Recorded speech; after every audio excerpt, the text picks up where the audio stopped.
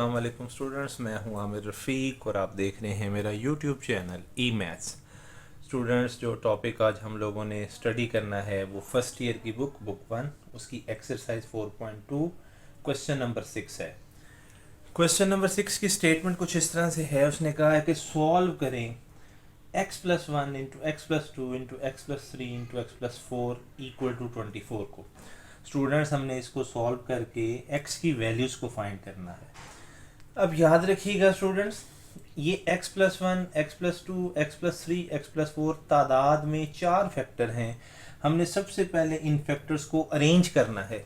Arrange इस तरह से करना है कि आपने ये जो फैक्टर्स गिवन है इनमें जो कांस्टेंट नंबर्स हैं इनको सम करके देखना है। जैसे गौर करें, अगर मैं 1 में 2 ऐड करूं तो 3 बनता है और यहाँ पर 3 में 4 ऐड करूं तो 7 बनता है। तो स्टूडेंट्स याद रखिएगा कि कांस्टेंट नंबर्स को सम करने पर आंसर दूसरे वाले फैक्टर्स के कांस्टेंट नंबर्स को सम करने के इक्वल होना चाहिए। यहाँ पे 1 में 2 ऐड करें 3 में 4 ऐड करें 7, ये आपस में इक्वल नहीं है। तो इट मीन्स कि मुझे इसकी तरतीब चेंज करनी पड़ेगी। तो गौर कीजिएगा, अगर मैं 1 में 4 ऐड करता हूँ तो 5 बनता है और 2 में 3 ऐड करता हूँ तो 5 बनता है। तो मैं क्या करूँगा, सबसे पहले इन फैक्टर्स को रीअरेंज करूँगा। मैं लिखूँगा x+1 x+4 और फिर मैं लिखूँगा x+2 और फिर मैं आगे लिखूँगा x+3 इज इक्वल टू 24। अब स्टूडेंट्स, करना कुछ ऐसे है कि आपने पहले दो फैक्टर्स को मल्टीप्लाई करना है, उसके बाद अगले दो फैक्टर्स को मल्टीप्लाई करना है। तो गौर कीजिएगा, मैं मल्टीप्लिकेशन परफॉर्म कर रहा हूँ। x को x से मल्टीप्लाई किया x², 1 को 4 से मल्टीप्लाई करेंगे 4x, 1 को x से मल्टीप्लाई करेंगे x और फिर 1 को 4 से मल्टीप्लाई करेंगे +4। ये सारा रिजल्ट आ गया जब मैंने पहले दो फैक्टर्स को मल्टीप्लाई किया। इसी तरह से मैं अगले दो फैक्टर्स को मल्टीप्लाई करूंगा तो x² + 3x + 2x + 6 is equal to 24। Simplify कर लें। स्टूडेंट्स गौर कीजिएगा, ये x² वैसे ही रहेगा। जब आप 4x में 1x ऐड करेंगे तो ये बन जाएगा 5x और इसके बाद +4 वैसे ही आ जाएगा। बिल्कुल सेम इसी तरीका कार से जो सेकंड वाला फैक्टर है उसमें भी जब आप 3x में 2x ऐड करेंगे तो आपका आंसर 5x ही आएगा। तो उसके बाद मैंने लिख दिया +6 इज इक्वल टू 24। स्टूडेंट्स याद रखिएगा, अगर आपने फैक्टर्स की तरतीब ठीक रखी है, अरेंजमेंट ठीक की है, तो फिर जो दोनों क्वाड्रेटिक फैक्टर बनेंगे उन दोनों क्वाड्रेटिक फैक्टर्स की x वाली टर्म सेम होंगी। जैसा कि मैंने अंडरलाइन किया है, गौर करें, x² + 5x, इधर भी x² + 5x। तो अगर अरेंजमेंट ठीक की तो दोनों क्वाड्रेटिक फैक्टर्स की x वाली टर्म सेम होंगी। अब आपने सॉल्व करने के लिए करना ये है कि जो टर्म सेम है आपने इनको पुट कर लेना है y के इक्वल। अच्छा, अब स्टूडेंट्स याद रखिएगा, ज़रूरी नहीं कि आप y के इक्वल पुट करें, आप किसी और वेरिएबल के इक्वल भी रख सकते हैं, z रख सकते हैं, t रख सकते हैं, ये आप पे डिपेंड करता है। जब मैं x² + 5x को y के इक्वल रखूंगा तो ये सारी एक्सप्रेशन बन जाएगी y + 4 into y + 6 is equal to 24। मैंने x² + 5x की जगह पे y रख दिया। अब मैं इसको सिंप्लीफाई करता हूं। जब मैं सिंप्लीफाई करूंगा तो ये बनेगा y² + 10y + 24 is equal to 24।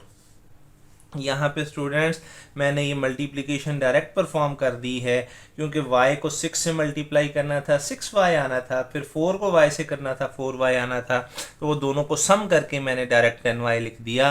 अब स्टूडेंट्स गौर कीजिएगा, लेफ्ट साइड पे भी 24 है और इक्वल टू के राइट हैंड साइड पे भी 24 है। तो ये 24 आप इस साइड पे शिफ्ट कर दें तब भी कैंसिल हो जाएगा, या आप डायरेक्ट भी कैंसिल कर दें तब भी कैंसिल हो जाएगा। तो आपके पास बचेगा y² + 10y is equal to 0।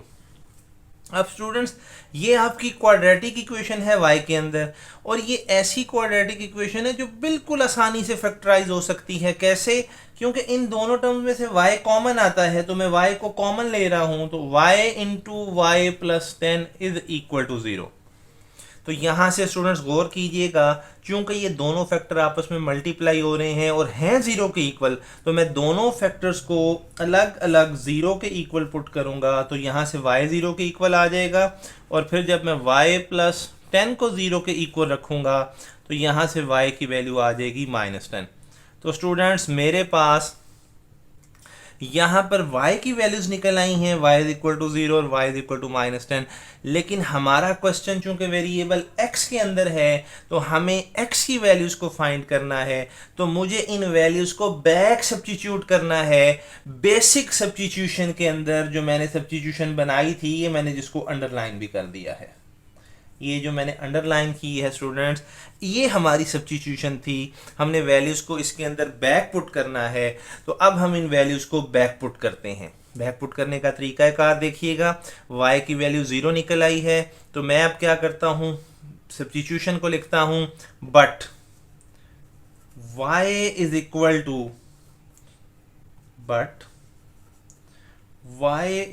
To x square plus 5x। अब ये देखें, ये दोनों वैल्यूज y की हैं, इट मीन्स कि दोनों की लेफ्ट हैंड साइड सेम है, तो राइट हैंड साइड भी इक्वल हो जाएगी। तो यहां से मैं लिख दूंगा x square plus 5x is equal to 0। तो स्टूडेंट्स गौर कीजिएगा, मुझे यहाँ से x की वैल्यू निकालनी है। ये सिंपल क्वाड्रेटिक इक्वेशन है, टू टर्म्स वाली, इसकी फैक्टराइजेशन बड़ी आसानी से हो जाएगी। मैं इसमें से x कॉमन ले लूँगा, तो ये आ जाएगा x into x plus 5 is equal to 0। Again दोनों फैक्टर मल्टीप्लाई हो रहे हैं और दोनों अलग अलग ज़ीरो के इक्वल हैं, तो यहाँ से मैं दोनों को सेपरेटली अलग अलग ज़ीरो के इक्वल पुट करूँगा। तो यहाँ से मेरे पास एक x की वैल्यू 0 निकल आएगी, जबकि दूसरी x की वैल्यू -5 निकल आएगी। तो स्टूडेंट्स जब y की वैल्यू 0 थी, उसके कॉरेस्पॉन्डिंग मैंने x की वैल्यूज़ को फाइंड कर लिया। अब बिल्कुल सेम इसी तरीक़ाकार से मुझे y की वैल्यू -10 के लिए भी x की वैल्यूज़ फाइंड करनी है, तो उसका तरीक़ाकार स्टूडेंट्स कुछ इस तरह से होगा।